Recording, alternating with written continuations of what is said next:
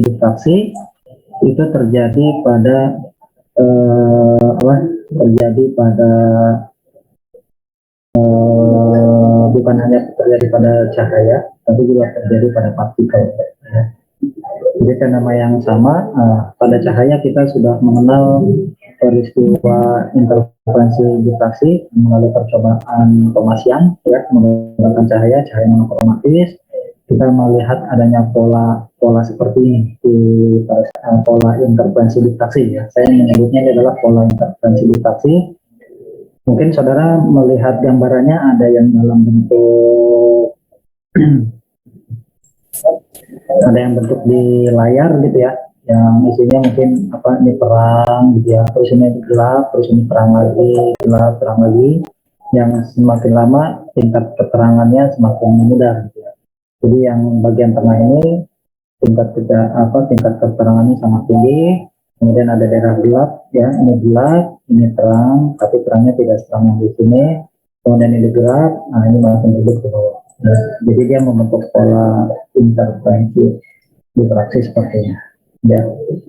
Nah ternyata kalau sumbernya kita ganti dengan elektron partikel, maka fenomena yang sama juga terjadi. Ya.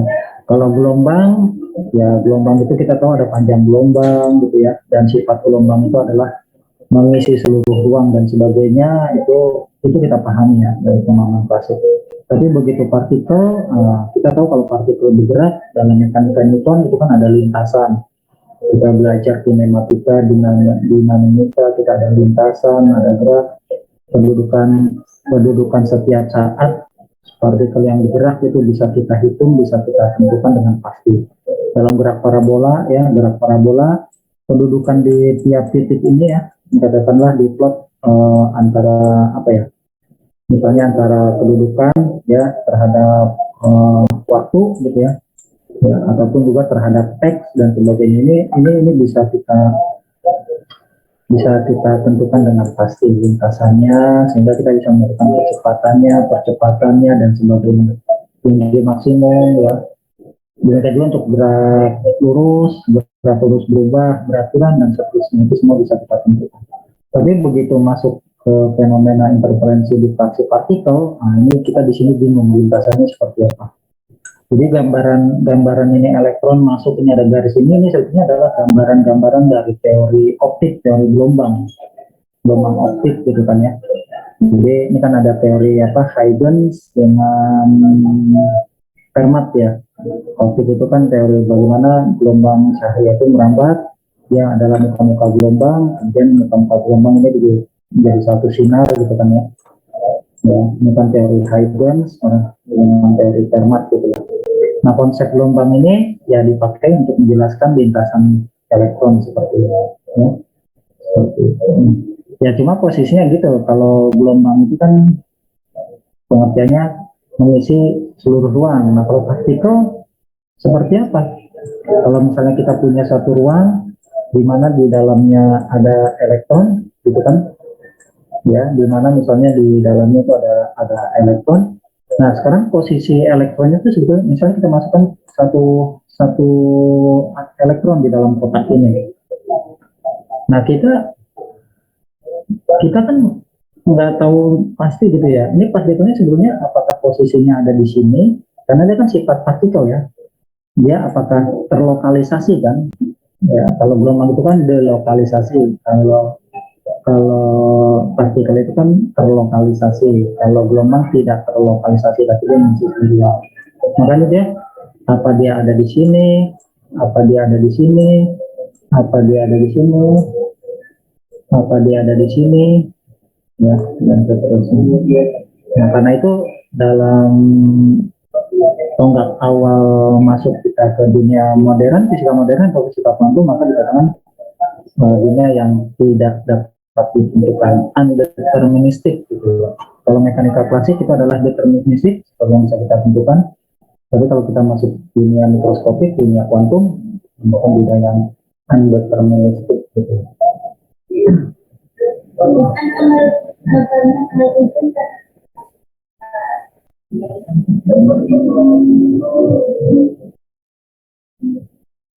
Nanti sebentar ya, sebentar ya.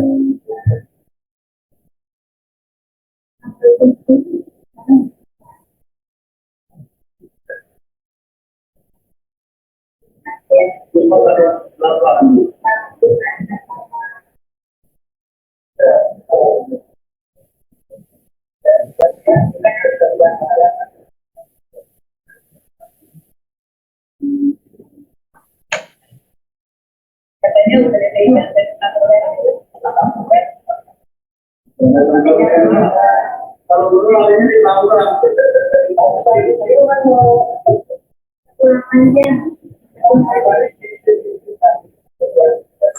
Nanti ya, sebentar ya. Saya harus yang dulu. Aduh.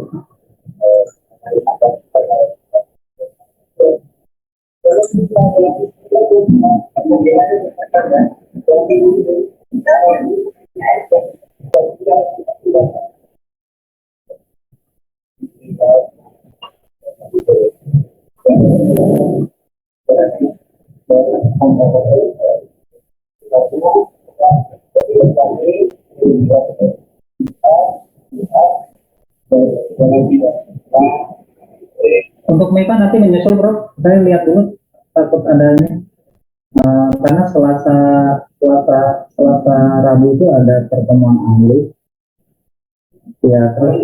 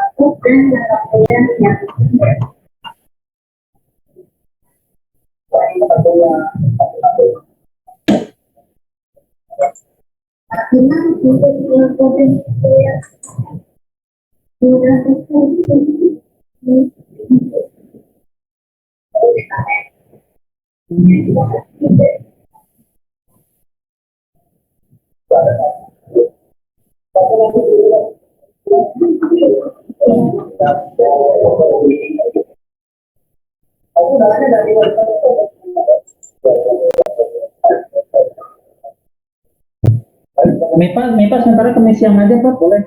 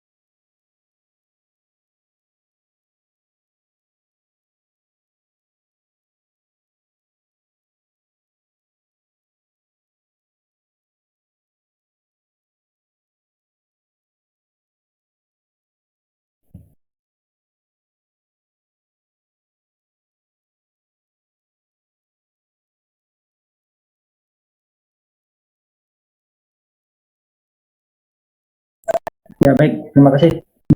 Terputus ya. Baik, ini ya. Jadi kuncinya adalah ini. Inti dari tugas yang diberikan itu sebetulnya adalah, maaf saya betulkan dulu. Ya, jadi melihat bagaimana begitu kita membahas perilaku partikel sebagai gelombang, maka itu ada sesuatu yang tidak pasti, undeterministik, yang misalnya dalam hal ini adalah lintasan. Bagaimana satu partikel membentuk lintasan, ya. Mungkin nanti pertanyaan yang ekstrim ya, katakanlah yang pertanyaan ekstrim, kira-kira eh, kalau misalnya di sini ada satu partikel, apa yang terjadi? Apakah interferensi difraksi terjadi enggak? Kalau misalnya di sini hanya satu elektron aja, apakah pola interferensi ini terjadi? Atau katakanlah ini ada 1, 2, 3, 4, 5, ada 5 elektron. Nah sekarang elektron mana yang dia lintasannya ke sini? Elektron mana yang melewati lubang yang ini? Elektron mana yang dia melintasinya ke sini? Ya, lintasannya ke sini. Elektron mana yang membentuk pola di sini? Gitu kan? Elektron mana yang membentuk pola di sini dari 6 elektron tersebut? Nah itu kan, ya kan? Nah, bisa dipahami ya? Bisa dipahami pertanyaan atau pernyataan undeterministik ya. Kalau katakanlah di sini kita ada 6 elektron. Nah sekarang bagaimana cara memastikan bahwa elektron ini, yang 2 elektron ini masuk, dia mendarat di sini, membentuk suatu interferensi saling menguatkan. 2 elektron lagi mendarat di tengah-tengah sini. 2 elektron lagi mendarat di sini. 2 elektron lagi mendarat sini. Sementara di sini ada 6 elektron. Sementara di sini polanya katakanlah ada satu, pola terangnya itu 1, 2, 3, 4, 5, 6, 7 misalnya. Ini baru pola terang, belum pola gelapnya 1, 2, 3, 4, 5, 6 ya, dan seterusnya. Jadi apakah elektronnya tersebut membelah diri ya sesuai dengan jumlah pola intervensi yang diperoleh, ya tentunya kan tidak seperti itu ya. Nah jadi karena itulah maka dari sifat gelombang partikel inilah muncul pengertian ketidakpastian. Nah, kemudian ketidakpastiannya oleh Heisenberg ya, oleh Heisenberg dia main-main, dia bermain-main dengan suatu fungsi. Sebelum ke sini kita masuk dulu ya. Nah ini ketidakpastian selesai yang di sini. Nah kemudian kita bahas mulai sekarang. Sekarang gelombang seperti apa ya yang menggambarkan sifat ataupun perilaku suatu gelombang. Gelombang seperti apa? Nah, sekarang kita lihat ada fungsi gelombang tunggal dan ada fungsi gelombang tunggal.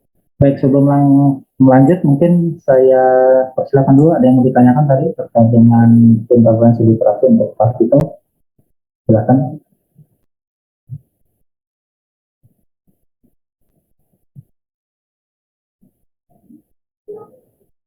Nggak ada tanya, lolos ya. Baik.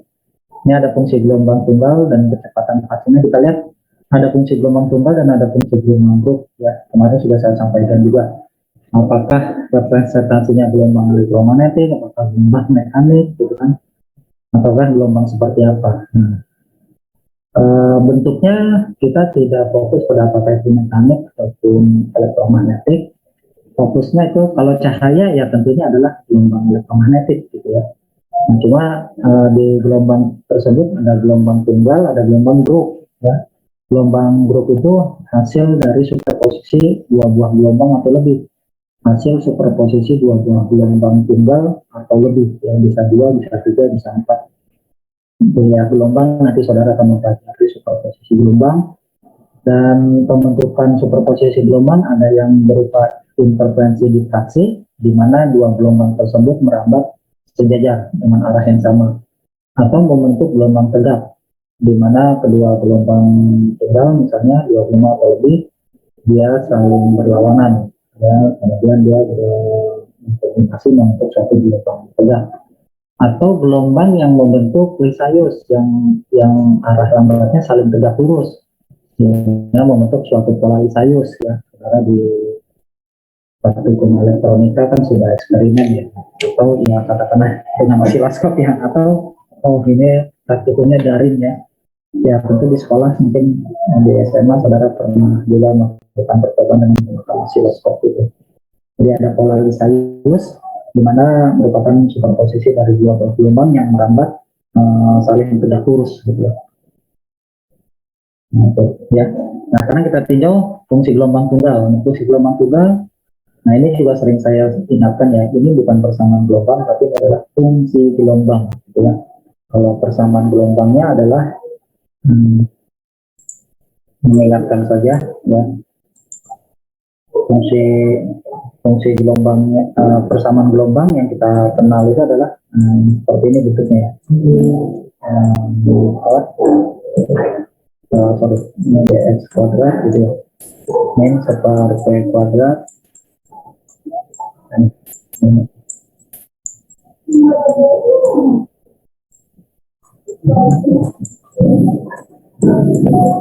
Ya, ini yang disebut sebagai persamaan umum dari gelombang gitu ya.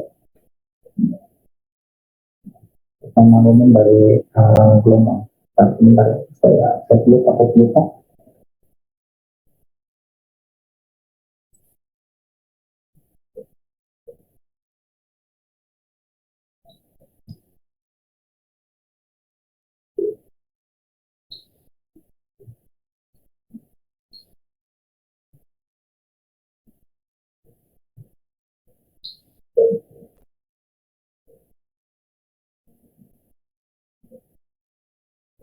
Ya seperti ini. Nah ini adalah fungsi di mana fungsi gelombang itu adalah merupakan solusi dari persamaan gelombang. Ya, jadi ini disebut sebagai fungsi gelombang. Ya, fungsi gelombang. Ya. Yang ini adalah persamaan gelombang. Persamaan gelombang. Begitu ya. Nah kemudian concernnya kemudian adalah kita mencari fungsi gelombang apa yang betul-betul merepresentasikan partikel ya. Dengan cara apa? Dengan cara melihat kecepatan gerak gelombang tersebut ya. Jadi kan kalau partikel kalau dia bergerak maka dia kan akan memiliki kecepatan ya. Kalau dia bergerak secara stabil dalam pertimbangan maka dia bergerak dengan kecepatan konstan gitu ya. Nah sekarang kita lihat fungsi gelombang tunggal, kecepatannya itu adalah merupakan kecepatan fase ya.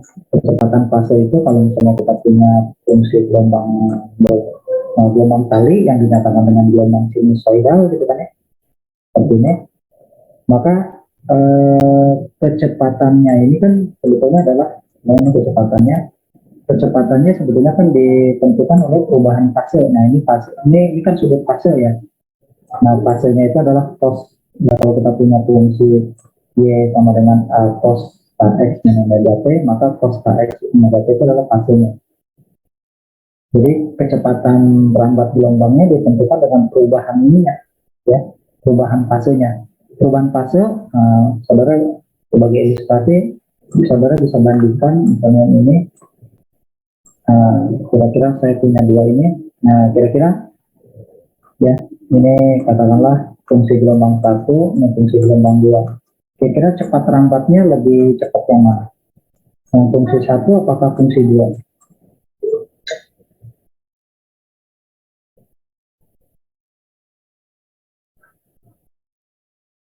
Fungsi satu atau fungsi dua?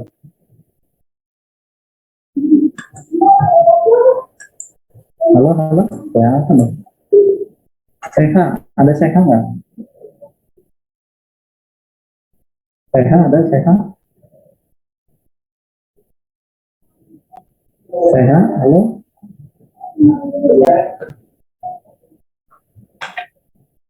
Seha, lagi ngapain Seha? Lagi jalan-jalan? Nah, coba gimana? Nggak ada yang stand ya, berarti Seha.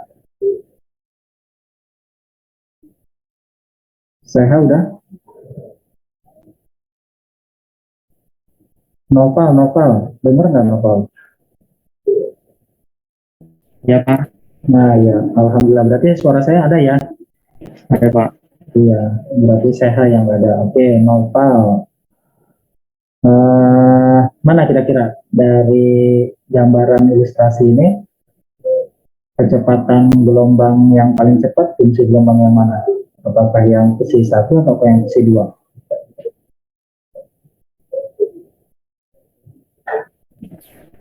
Versi 2 Pak, karena lebih stabil. Kalau lebih stabil, ini jika Iya, kita asumsikan stabil itu maknanya ini amplitudenya dia sama terus. Ini tinggi, ini amplitude maksimum sama, ini juga sama, ini juga sama, jadi dia stabil. Ini stabil. Nah ini juga kita asumsikan ini juga stabil, amplitudenya sama, ya, ini sama. Dua-duanya sama stabil, dua-duanya sama stabil. Nah kira-kira kamu tadi bilangnya si dua yang paling cepat. Kenapa?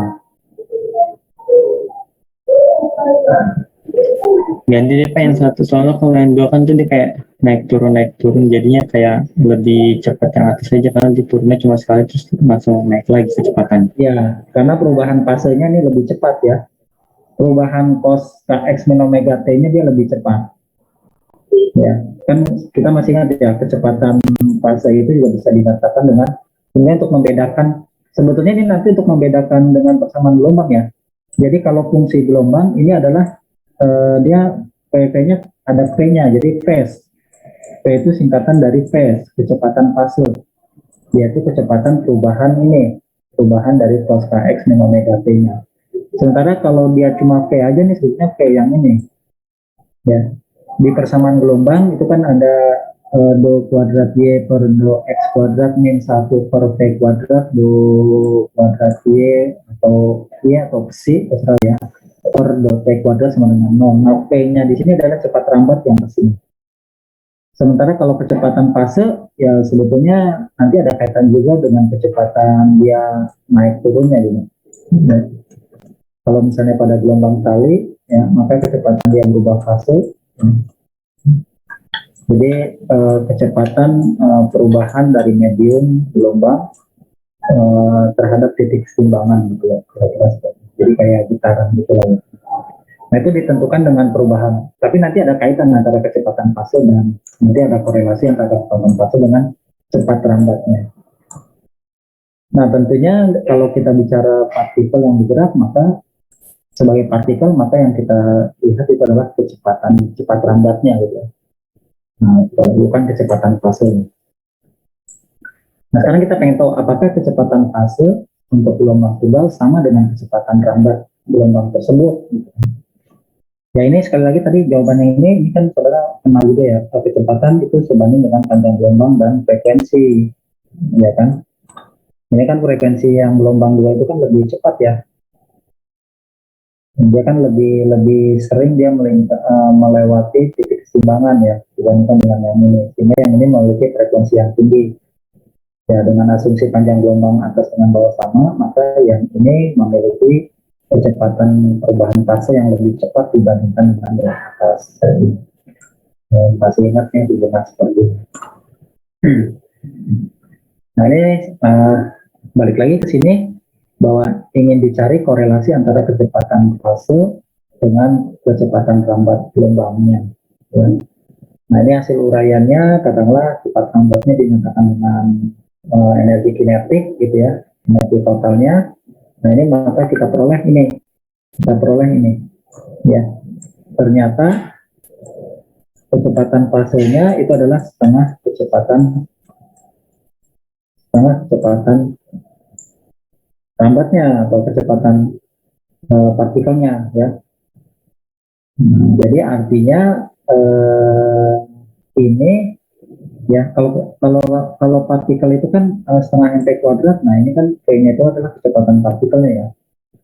Nah kecepatan partikel setelah disubstitusi ke persamaan ini kita peroleh kecepatan fasenya setengah kecepatan partikel. Ini artinya bahwa kecepatan fase tidak bisa merepresentasikan perilaku dari partikel ya. Nah kemudian contoh lain kalau misalnya ini kita gunakan energi relativistik, ya kita masukkan ke misalnya kita asumsikan energinya berkaitan dengan gerak partikel dengan kecepatan cahaya. Maka ini saya hapus dulu. Ya. Maka ini lihat kecepatan fasenya setara dengan kecepatan C kuadrat per V. Dan ini tentu menyalahi aturan. Ini kan jadi kalau dari sini kan kita lihat karena V ini ya V ini kan jauh lebih kecil daripada C gitu ya. Ataupun kalaupun maksimum maka P itu sama dengan C gitu lah ya. Maka hasilnya PP itu sama dengan C kuadrat per C. Hasilnya sama dengan C. Nah, maka ini juga kan kita ketahui ini tidak mungkin, ya kan? Dari teori relativitas tidak mungkin kecepatan apapun itu objek dan sebagainya dia karena kita bicara ini partikel ini sebesar C, jadi nggak mungkin partikel bergerak dengan kecepatan cahaya. Ya. Jadi dari uraian teori rumusan penurunan rumus seperti ini dengan ini menunjukkan bahwa fungsi gelombang tunggal tidak bisa merepresentasikan perilaku partikel.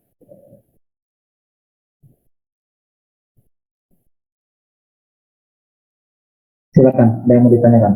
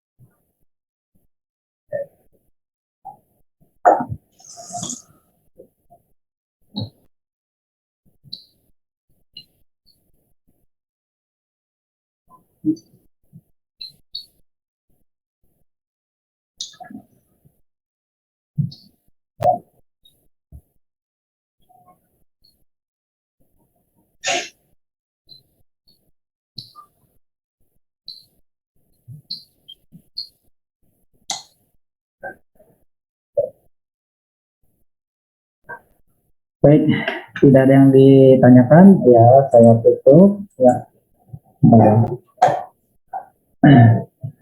nomor nanti ya, sebentar. Ya, misalnya di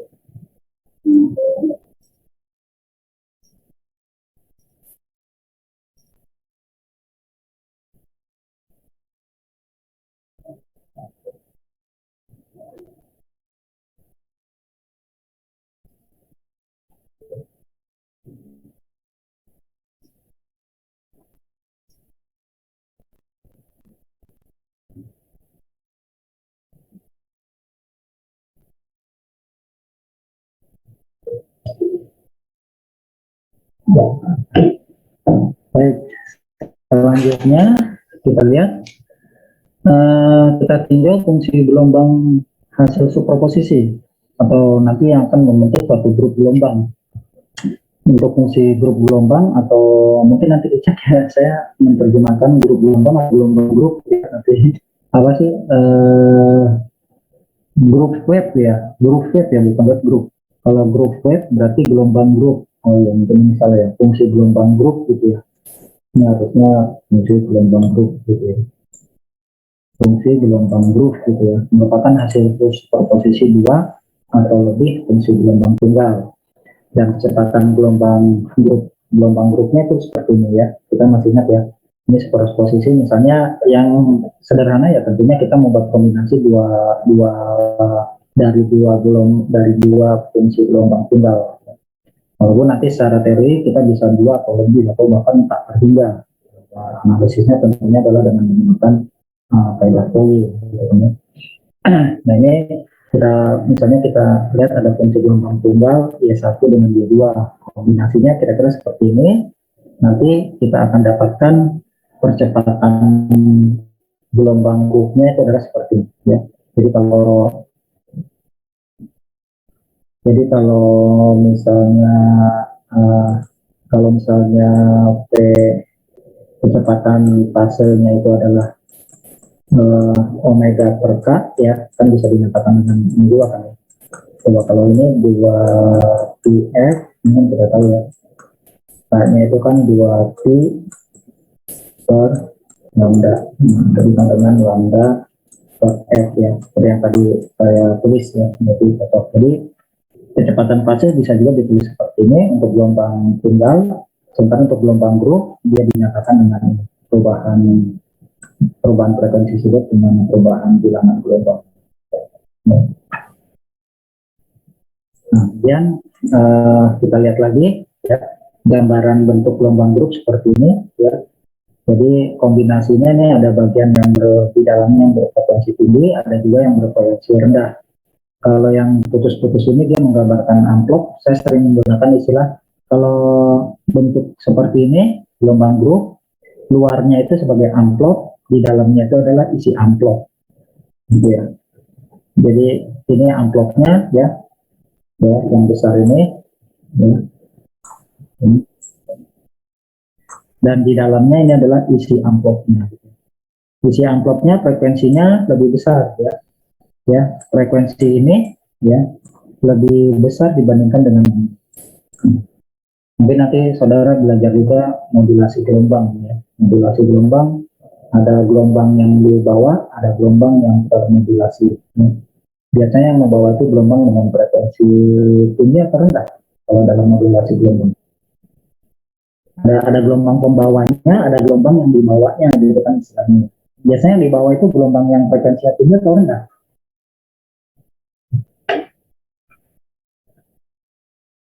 Ya, nanti dibaca lagi ya. Nah, ini gambaran grup gelombangnya seperti ini ya. Nah, kemudian ini dihitung-hitung, ya, kita lihat hasil uraian, misalnya energinya itu adalah HF ya, gagal, terus kita masukkan juga hipotesis Broglie ya, seperti ini, maka kita akan peroleh, nah ya, dari hasil sini, nah, kita peroleh nilai ya, kita peroleh hubungan seperti ini. Nah, ini artinya bahwa kecepatan grup gelombang itu sama dengan kecepatan rambat partikel. Dengan demikian kecepatan grup gelombang, dengan demikian grup gelombang itu adalah fungsi gelombang yang memang sesuai untuk menggambarkan perilaku partikel. Ya, fungsi gelombang grup itu adalah fungsi yang memang bisa merepresentasikan perilaku berat dari suatu partikel. Ya. Nah, ini kemudian dicoba lagi. Kita coba kalau misalnya memasukkan efek relativistik ya, efek relativistik. Nah, ini dapat, nanti dicoba ya di rumah sendiri. Kita dapat ini, katakanlah PG itu sama dengan C kuadrat per P ya, dengan P fase. Nah, P fasenya tadi kan dia nilainya ini kan ya, maka kita substitusi C kuadrat per C kuadrat per P. Ini kita coret ya, sama dengan P. Dengan demikian secara teoritis ini menunjukkan bahwa grup gelombang itu berperan atau bisa merupakan fungsi gelombang yang merepresentasikan perilaku partikel. Kalau dalam perumusan radiasi termal benda yang dinyatakan oleh Planck, itu dia mengatakan gelombangnya itu adalah gelombang tegak. Ya, ya. Jadi bisa, kalau tadi pada efek difraksi dan interferensi itu kan gelombang hasil perpaduan antara gelombang yang merambat sejajar. Sementara kalau gelombang tegak, perpaduan antara gelombang yang merambat berlawanan.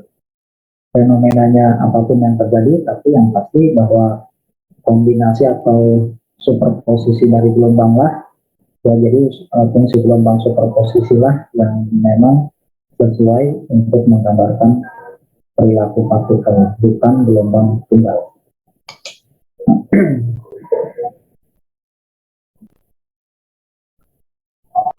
Silakan, ada yang mau ditanyakan?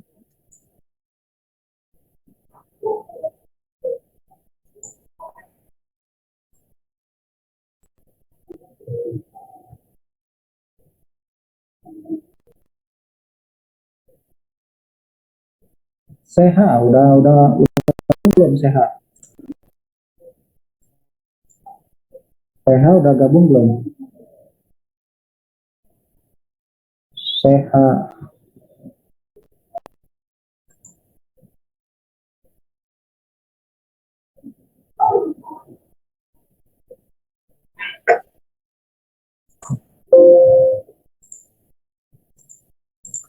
Sehat nggak ada muncul juga. Siapa ya? Atika, ada nggak Atika?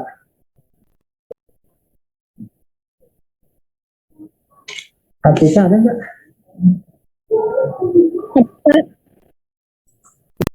Ada suaranya kecil. Mana Atika?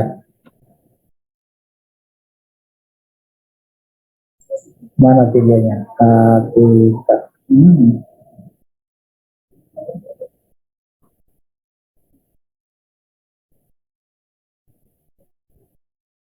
Suaranya nggak ada. Dela, Dela,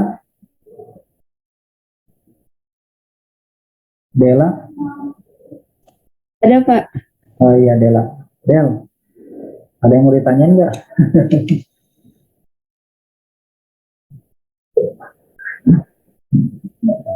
Masa sih mesti ditanya dulu baru nanya gitu?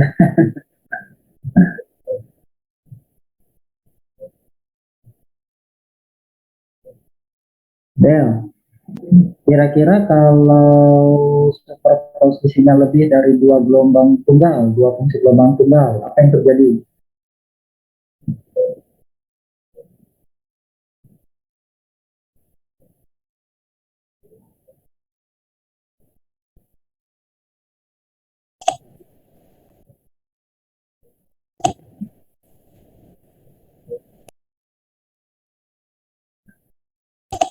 Saling berinterferensi bukan Pak? Apanya? Saling iya. Kira-kira nanti superposisinya bisa nggak dijadikan sebagai fungsi gelombang partikel, bisa nggak?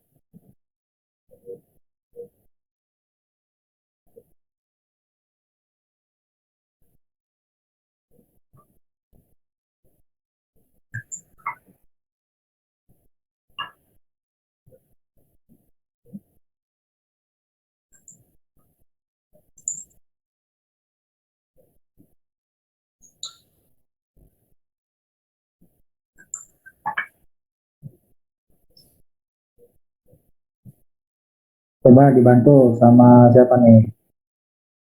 Salu, coba Salu. Salu biasanya rajin Salu.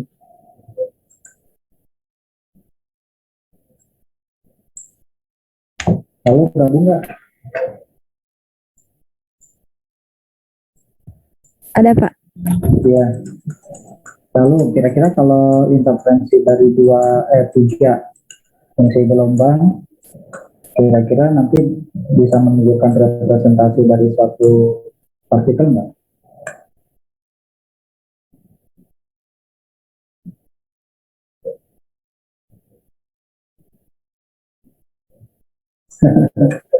Ayo, tinggal dijawab aja ya.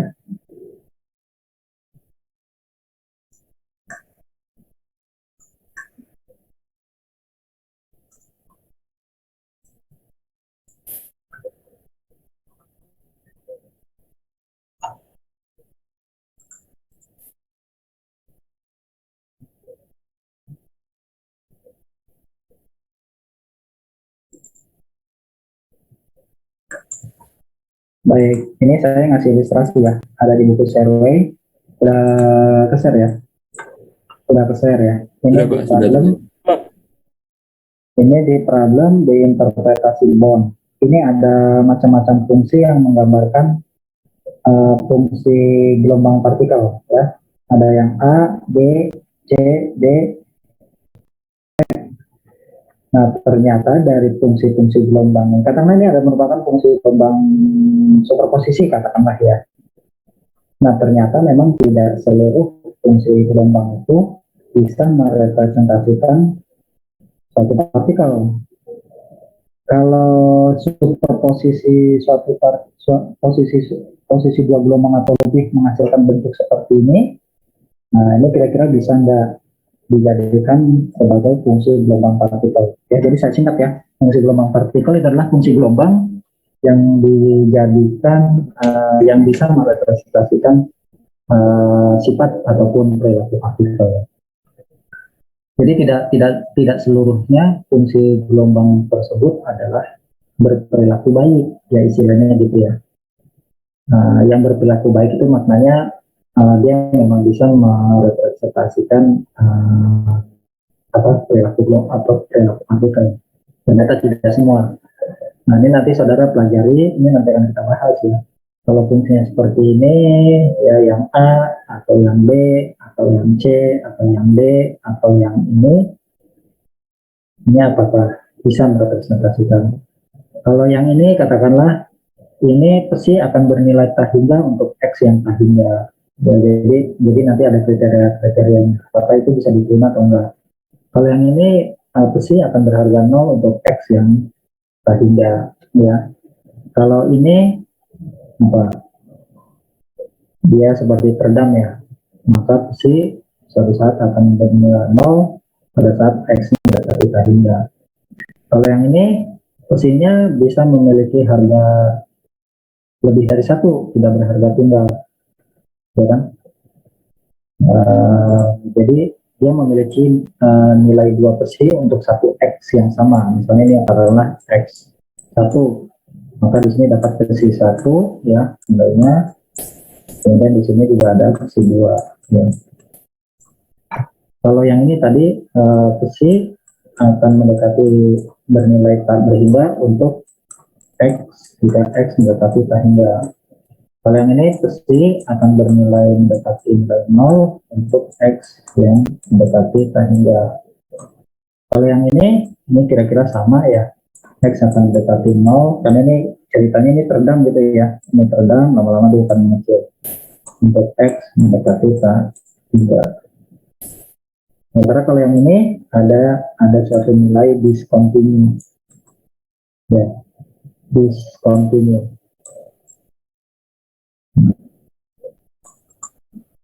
Jadi silakan dipelajari mana fungsi-fungsi yang berperilaku baik. Jadi artinya kalau ditanya kira-kira kalau 2 gelombang atau lebih, kalau 3 fungsi gelombang bisa nggak? Nah, nanti tergantung hasil ininya. 4 gelombang bisa, ya tergantung nanti hasilnya juga. Nanti dilihat bagaimana gambaran umum fungsi gelombang superposisi tersebut. Nanti ada kriteria fungsi gelombang yang berperilaku baik gitu ya.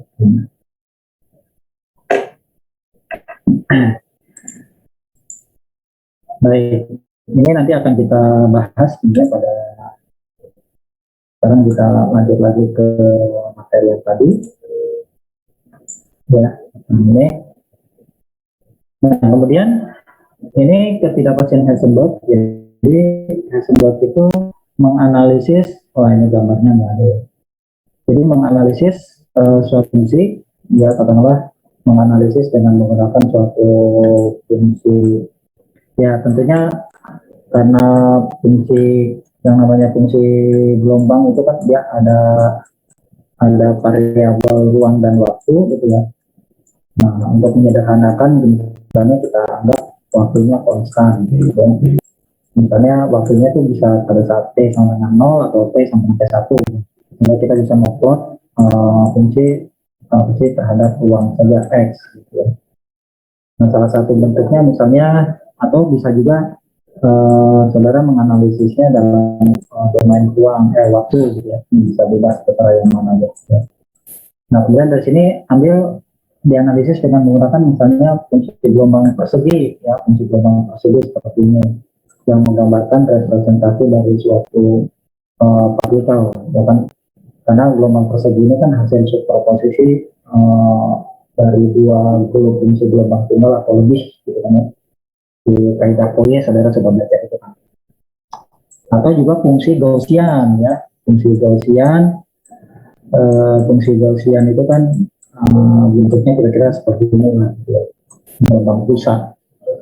Nah, dari kaidah transformasi Fourier, saudara kan bisa transformasi dari sini bisa dibentuk seperti ini atau sebaliknya, gitu kan? Dengan menggunakan transformasi Fourier. Ya, pokoknya si Heisenberg main-main. Nah, kemudian dia ketemu hubungan bahwa perkalian antara ketidakpastian menentukan kedudukan X ya dengan menentukan ketidakpastian dari momentumnya itu tidak pernah nol. Artinya apa? Dia memiliki suatu harga yang memiliki harga tertentu ya. Misalnya adalah lebih besar sama setengah kabar ya.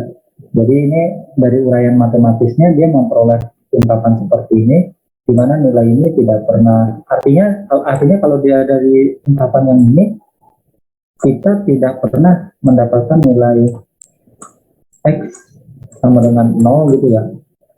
Dan juga kita tidak pernah mendapatkan delta T sama dengan 0 ya, karena dia harganya konstan ya, kan dia tetapan habar. Jadi tidak pernah berharga 0 gitu kan. Ataupun tidak pernah berharga tak hingga gitu ya. Selalu memiliki suatu harga yang konstan gitu ya. Nah, kemudian ini dimaknai secara fisis ini bahwa tidak mungkin menentukan secara simultan secara bersamaan penelitian yang tak terbatas untuk menentukan kedudukan dan momentum dari suatu partikel. Ya, jadi dari ungkapan ini, jadi saya gambarkan ini misalnya ada di dalam suatu ruang, ini ada suatu partikel. Ya. Ya. Nah, misalnya di dalamnya saya masukkan satu elektron. Nah, kalau kita ingin menentukan kedudukan, karena elektron di dalam ruang ini kan dia nanti dia juga berperilaku seperti partikel ya. Partikel berarti kan dia ada kedudukan, kita bisa menentukan berapa ketelitian kedudukannya. Misalnya untuk satu dimensi ya, kalau katanya rumah satu dimensi sumur gitu ya, dia ada di sini. Ini katakanlah X ya, ini katakanlah ini X, ini 0 gitu ya, ini katakanlah B. Maka di dalam ruang 0 sampai B ya, kita kan dapatkan dia posisi di mana nih ya. Nah, maka untuk menentukan posisi ini tadi dengan hipotesis Broglie, dia juga berkaitan dengan sifat gelombangnya kan, melalui hubungan hipotesis Broglie. Jadi panjang gelombangnya nanti akan menentukan suatu momentum, gitu kan? Panjang gelombang. Jadi untuk menentukan momentum partikel kita harus mengetahui informasi panjang gelombang. Gitu. Nah, dari hasil uraian teoritis matematis ini ternyata kalau kita ingin menentukan tingkat ketelitian kedudukan yang baik, maka kita harus mengorbankan tingkat ketelitian dalam menentukan momentumnya. Ya. Jadi kita tidak akan pernah memperoleh suatu hasil pengukuran yang presisi dalam hal presisi kedudukan maupun prosesi momentum. Kalau kita memperoleh kedudukan yang presisi, maka kita mengorbankan kepresisian kita dalam mengukur momentum. Sebaliknya kalau kita bisa mengukur kepresisian nilai momentumnya, maka kita mengorbankan kepresisian dalam menentukan kedudukan. Kira-kira seperti ini. Nah, kemudian ilustrasi secara mudahnya sering digambarkan dengan gambaran seperti ini. Kenapa kita tidak pernah bisa menentukan kedudukan dan momentum partikel secara simultan, secara bersamaan? Ya, karena ini, misalnya kita ingin mengamati suatu elektron, untuk mengamati tentunya kita kasih rangsangan kan. Ya, rangsangannya itu misalnya kita kasih cahaya, foton. Karena elektron juga berinteraksi dengan foton, ya, interaksinya misalnya terjadi mengalami tumbukan ya. Kalau kita tembakan cahaya, tumbukan, maka si elektron dia bergerak. Nah, kemudian baru informasi si panjang gelombangnya kita ketahui. Tapi di saat yang bersamaan sebenarnya posisi elektron sudah tidak ada di situ lagi, ya, karena dia berinteraksi dengan cahaya, maka dia tentunya bergeser, berpindah, atau berubah kedudukannya. Gitu ya. Dari situlah muncul terkenal yang kita sering itu adalah ketidakpastian Heisenberg ya. Jadi dari analisis matematis muncul adanya suatu ketidakpastian, karena ya tadi ketidakpastian itu bahwa kita tidak bisa mendapatkan nilai kepresisan kedudukan dan posisi, kedudukan dan momentum secara bersamaan.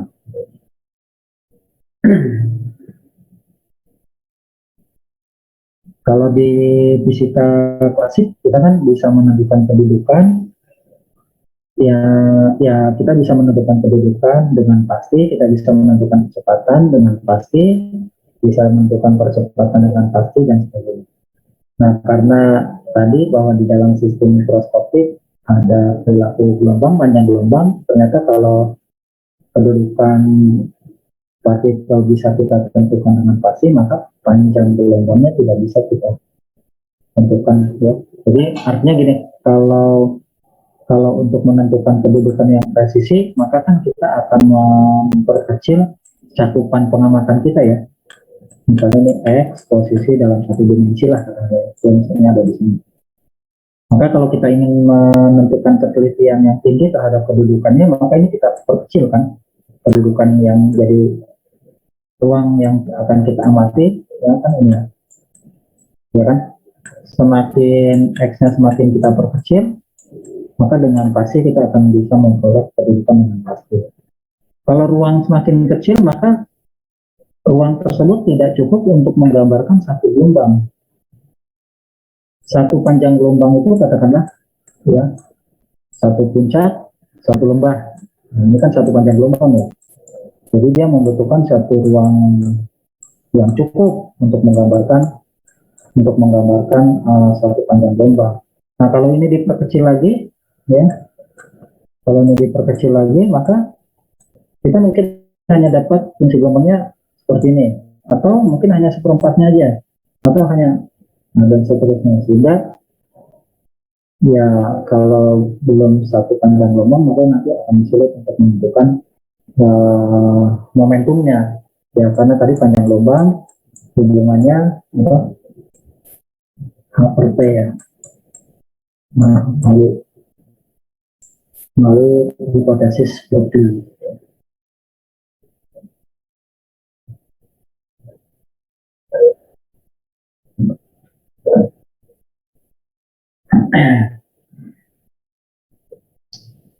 Silakan, mungkin ada yang mau ditanyakan?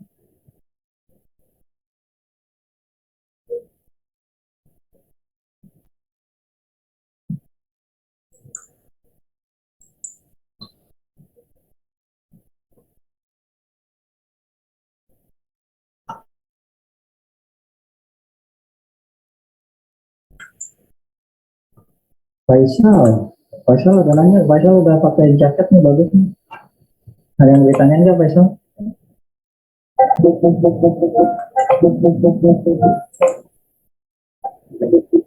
Iya.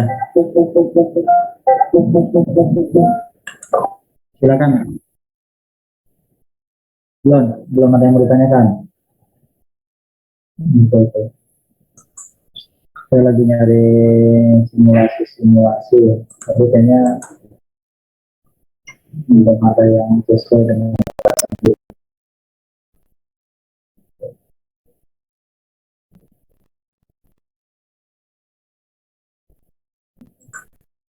Bisa bertanya Pak?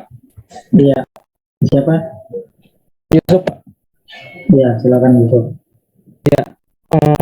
Kalau misalnya kita mau tahu gitu simulasi kayak tadi yang Born itu juga mungkin yang praktikum dan sebagainya itu di mana ya Pak? Supaya kita bisa mencoba gitu. Ada Yang nggak? tadi praktikum maupun yang tadi saya jelaskan.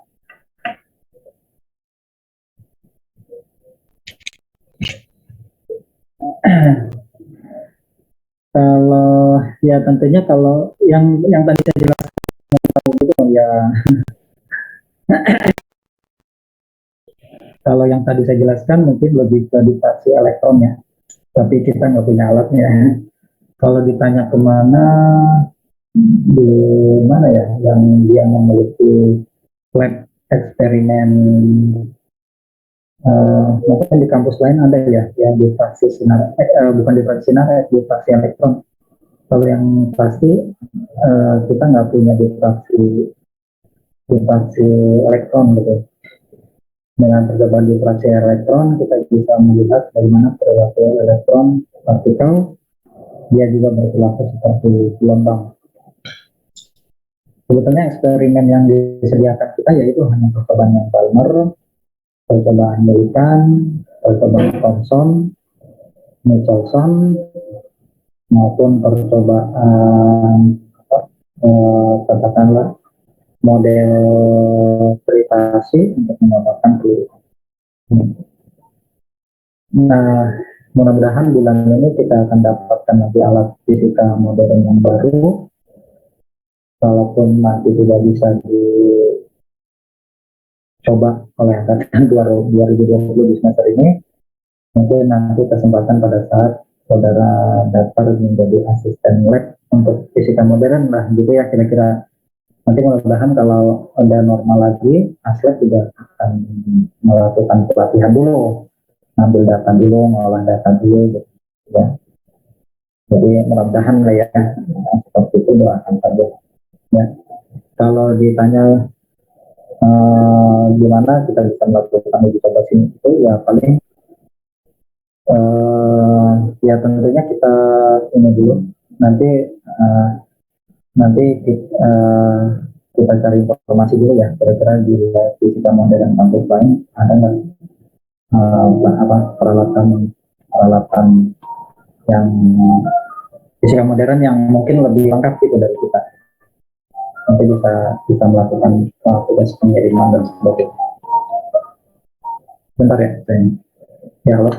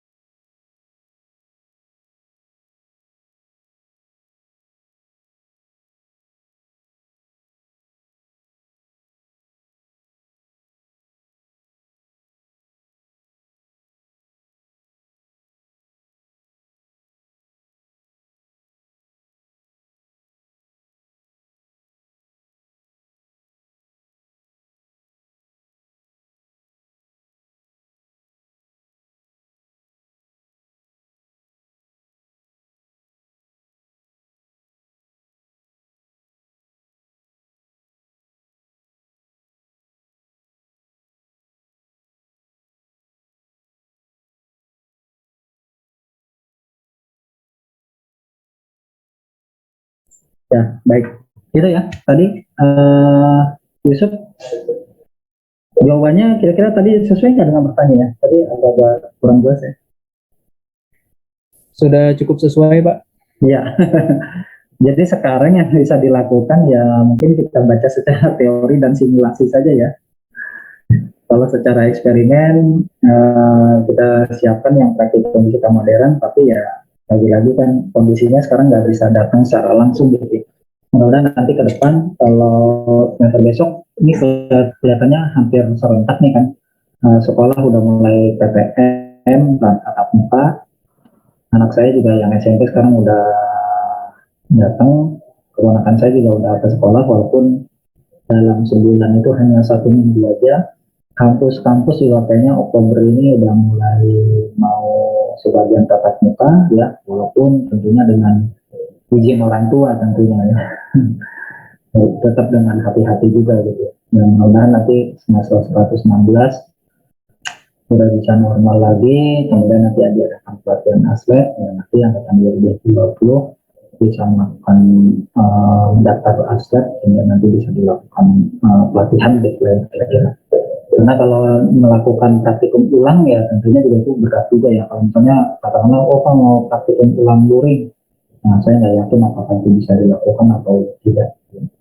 Kalau secara itu sih ininya ya lakukan praktikum luring ya tanpa ada penilaian lagi gitu ya. Jadi tapi kayaknya sih lebih cocok kalau kita pilih yang memang nanti akan menjadi atlet gitu ya. Dan tentunya orang yang memang berkeinginan untuk melakukan eksperimen gitu. Baik, itu mungkin ada yang mau ditanyakan lagi, silakan. Terima kasih Pak atas jawabannya. Iya, baik.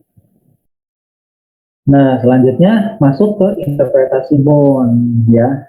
Jadi apa ya, ini prolog ke depannya ya.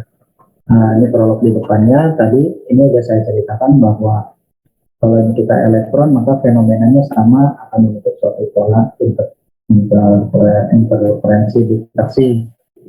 Nah, interferensi dan distraksi ini nanti ini kan pola interferensi distraksi itu bisa dinyatakan juga dengan suatu amplitude kuadratnya gitu ya.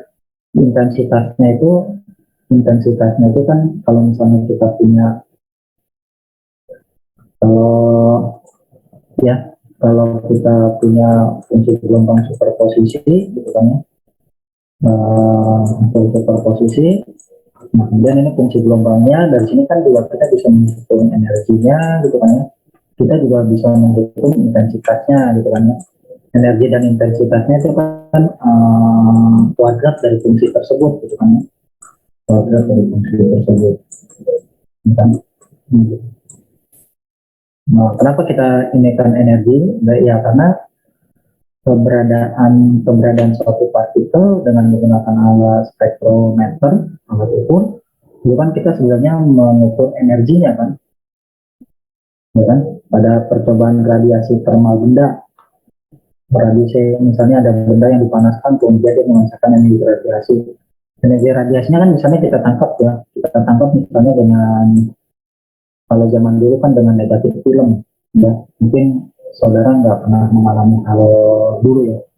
Kalau sekarang semua kamera digital, jadi kita foto, cekrek ada gambarnya. Kalau zaman dulu ada lembar kayak plastik yang kita sebut sebagai negatif film, warnanya coklat muda.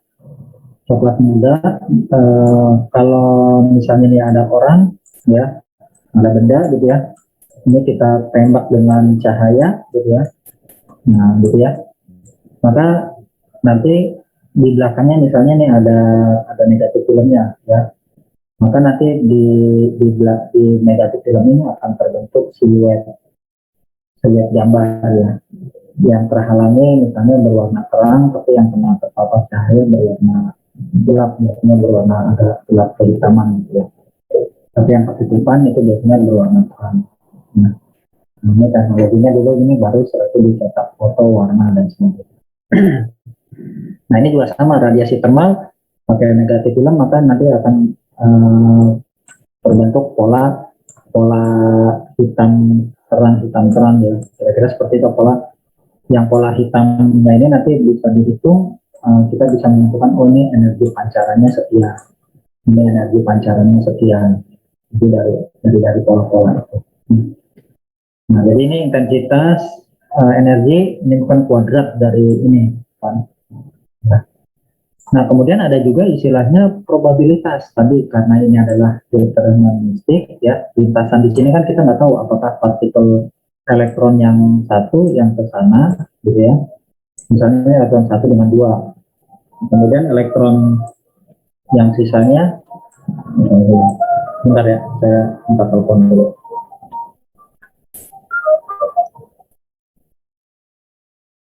Ya, halo Pak.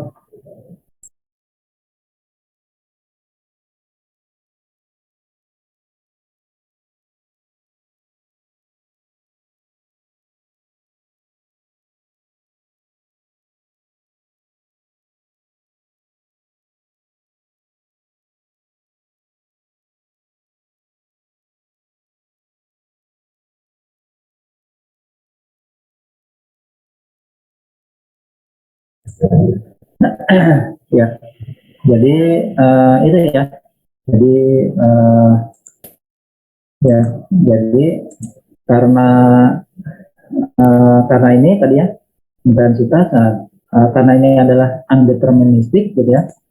Nah, jadi si bond ya udah, jadi memang bahwa intensitas intensitas yang terbentuk pada layar ini bisa juga dinyatakan dengan suatu probabilitas peluang.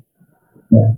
Nah, probabilitas kalau kita punya suatu, kalau dari teori statistik, kalau kita punya suatu fungsi gitu ya, fungsi misalnya x kuadrat tambah satu dan sebagainya, maka probabilitasnya itu kan merupakan kuadrat kuadrat dari fungsi tersebut gitu kan, yang tentunya bersesuaian dengan tadi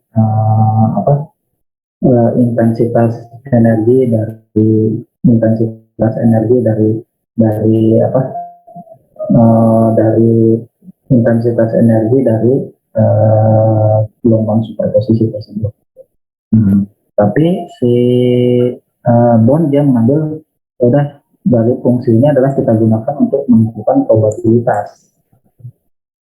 Ya, jadi si Bond menginterpretasikan fungsi gelombang partikel itu tidaklah tidaklah digunakan untuk menggambarkan gerak fisis dari elektron. Ya, ya. Jadi fungsi gelombang superposisi ini yang tadi saya gambarkan, ya, ini tidak digunakan untuk menggambarkan gerak fisis dari partikel elektron tersebut. Ya, kalau misalnya di dalam fisika klasik, kalau namanya fungsi gelombang, kita kan bisa dapat ada energinya, ada momentumnya, gitu ya, ada panjang gelombangnya, ada kecepatannya dan seterusnya, ya kan? Nah, kalau si Bond menginterpretasikan ini, fungsi gelombang partikel ini tetap memiliki makna fisisnya, yaitu dari situ kita juga bisa menghitung energi, momentum, panjang gelombang, kecepatan dan sebagainya. Tapi ini semua ya fungsi dengan variabel yang ada di dalamnya itu digunakan untuk menentukan probabilitas keberadaan elektron di dalam satu ruang. Ya. Jadi tadi sering saya gambarkan, misalnya ada elektron di dalam suatu kotak seperti ini, ya, ada elektron dalam kotak dari satu ini. Nah, ini perilaku elektron di dalam satu ruang itu dinyatakan dengan psi. Nah, maka psi ini kita gunakan untuk menentukan probabilitas dengan cara ini kita kodekan ya secara statistik, secara matematis ungkapan probabilitasnya seperti ini. Kalau ini digambarkan dengan satu fungsi, fungsinya kita mutlakkan kemudian kita kuadratkan. Jadi si Bond menggunakan fungsi ini untuk menentukan probabilitas keberadaan elektron atau keberadaan partikel di dalam ruang dan waktu tertentu. Itu ya interpretasi dari Bond. Silakan, mungkin ada yang mau ditanyakan.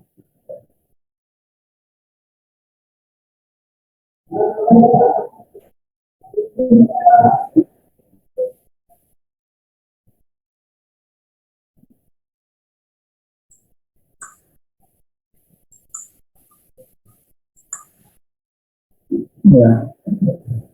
Nah, ungkapannya jadi seperti ini, bahwa probabilitas satu partikel di dalam suatu interval ruang yang sempit, ya, dinyatakan dengan ini, dan tentunya nanti ada tahapan selanjutnya, itu adalah bahwa fungsi ini harus ternormalisasi. Ternormalisasi kalau secara matematisnya ini kan probabilitas, maka probabilitasnya kan probabilitas di dalam suatu ruang DX tertentu gitu ya. Ini saya kenali. Ini katakanlah ini ruang satu dimensi ya, ini X misalnya 0. Nah, kita ingin menentukan keberadaan partikel dalam ruang DX di sini ya, gitu kan. Maka probabilitasnya ditandai dengan ini.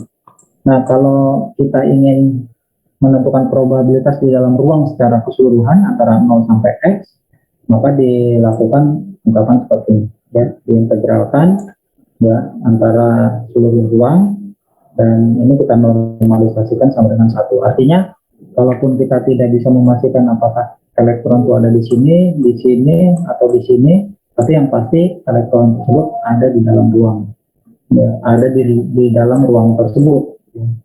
Untuk kasus 3 dimensi misalnya, meskipun kita tidak tahu pasti elektron itu ada di mana, karena sifatnya tahu apakah mungkin di sini, apakah di sini, apakah di sini, tapi secara keseluruhan bahwa elektron itu ada di dalam ruang kubus ini. Jadi jadi probabilitas totalnya adalah kita integralkan untuk seluruh ruang. Kalau ruangnya yang kita maksud ini misalnya dari A sampai B gitu ya, nah maka ini integralnya katakanlah dari A ini sampai B gitu ya. Nah ini sama dengan 1. Ini ternormalisasi ya, gitu. Silakan, mungkin ada yang mau ditanyakan?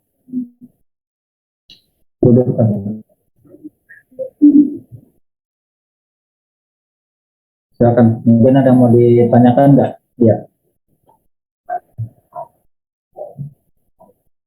silakan.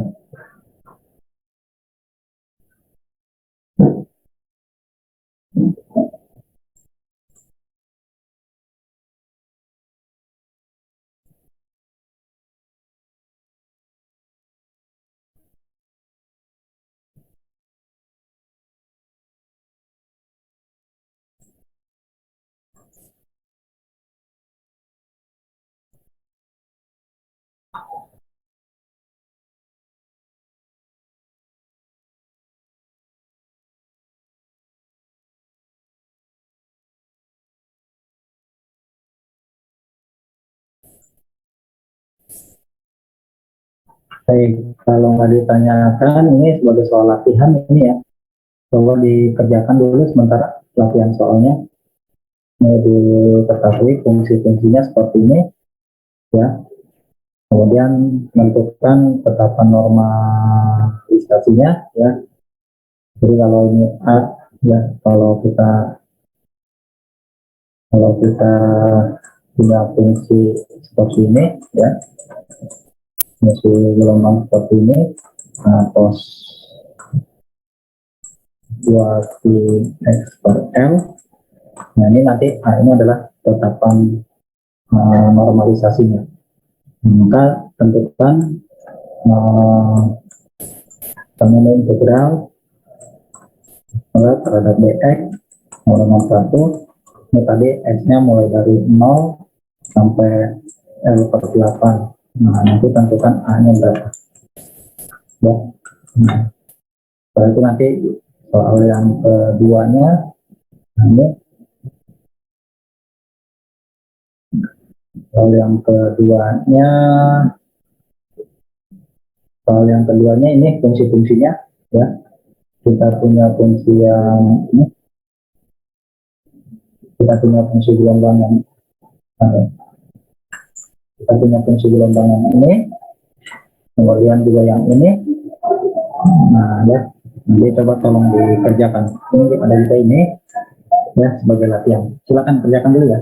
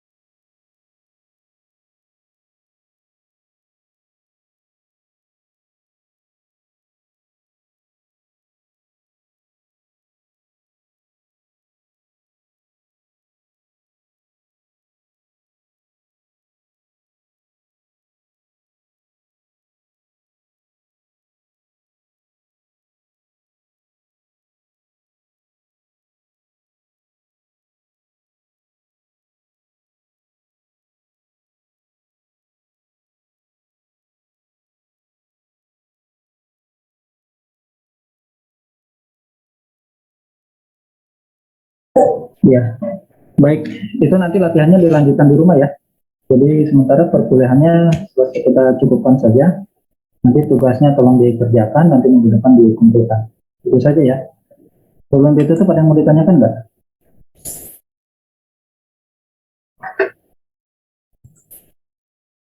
Ada yang mau ditanyakan? Sepertinya cukup, Pak. Oh ya, baik cukup. Bentar ya saya ini. Baik, untuk menutup perkuliahan kita, mari sama-sama kita mendoakan hamdalah. Alhamdulillahirrahmanirrahim. Terima kasih. Wassalamualaikum warahmatullahi wabarakatuh. Waalaikumsalam. Waalaikumsalam warahmatullahi wabarakatuh. Terima kasih, Pak. Waalaikumsalam warahmatullahi wabarakatuh. Alhamdulillah itu Adel yang muda begitu salam kencang banget itu. Tapi ditanya di rumah ya semuanya. Minggu depan Adelia saya tanya ya, harus jawab ya. Ada Yila. Nah, gitu ya. Siap. Makasih. Assalamualaikum. Izin saya tutup. Izinnya.